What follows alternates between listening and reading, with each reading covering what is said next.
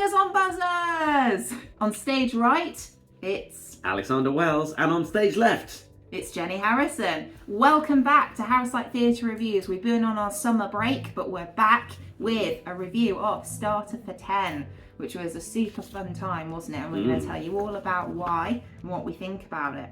So, Starter for 10, if you're not aware, is a coming-of-age comedy musical about love, belonging, and the difference between knowledge and wisdom.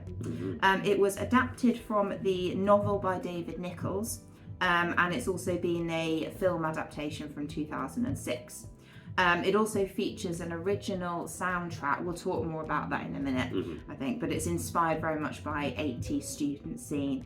And it's also been nominated for the Best Musical Production at the UK Theatre Awards 2024. So, should we crack on and tell you what we thought about it? Yes. So first and foremost, I just want to say that I really enjoyed this play. When I first heard about it, and I'm familiar with the story because I've seen the film adaptation of it, I thought, that as a musical, is that going to work? But it absolutely did. And I think the reason that it worked so well as a musical is because throughout, all the music paid homage to the 80s, where it's set 1985, I believe. I believe so. And the music was just absolutely spot on. Just everything about the composition, about the vocal melodies, you could see which songs they were not exactly parodying, because it's not quite parody, but which songs they were paying tribute to throughout the whole piece, and I think it actually really tied it together. Yeah, it was very much inspired, wasn't it? And I know that they did have a live band as well. You couldn't literally see the live band, but there was a live band who the conductor came on at the end to take a bow as well. So yeah, it was so much fun. The music was honestly great. You know, sometimes you get a show and it has an original soundtrack, but it's not, you know, it's nothing special, but this was genuinely really fun in my opinion.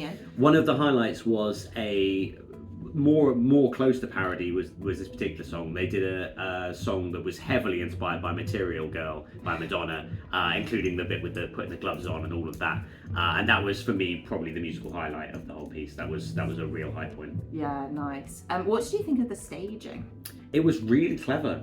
They had some great on rails staging, which kind of slid on and off the stage, which meant they didn't need stagehands, which was great. Yeah, it was very efficient. A lot of the stuff came on rails. There was obviously a recurring bit where they are on University Challenge, and then the two tiers kind of slid in, one on top of the other slightly, and the actors were positioned. Even though, as many of you may know, if you've ever seen University Challenge in person, they're not actually above each other. But obviously for television, it makes more sense for them to be above each other. They're actually next to each other. Yeah, artistic license. Yeah, but it was very, very cool. I must say as well, the choreography throughout was great. Obviously with musicals, you don't always necessarily expect there to be a big chorus of people dancing around, or just the actors in general dancing and singing, but some of the choreography was sensational, and some of it was very funny as well. There was some humorous choreography as well as some very balletic and athletic stuff.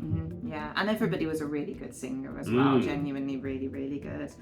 Very charismatic. Everybody was really charismatic. Which is very cool. Yeah. I actually have a fun little tidbit for you, Jen. So in the interval, I spoke to the father of the actor who played Brian, the main character, and what did he say, Alex? Well, he said that it is the 5th time that he's seen the show, and that he still really, really enjoyed it. And it's understandable, because obviously he's going to be a bit biased, but it's understandable that he's still enjoying the show, because there are so many things to see during some of the musical numbers, especially, as I mentioned earlier, the choreography, and some of the jokes just rely so well on timing that they just sung every time. It was fantastic. Yeah, it was really good. As somebody who didn't know the story at all beforehand, I just had a genuinely really good time. It was, a good sort of a good kind of set of thoughts and morals throughout as well. As I said, the difference between knowledge and wisdom.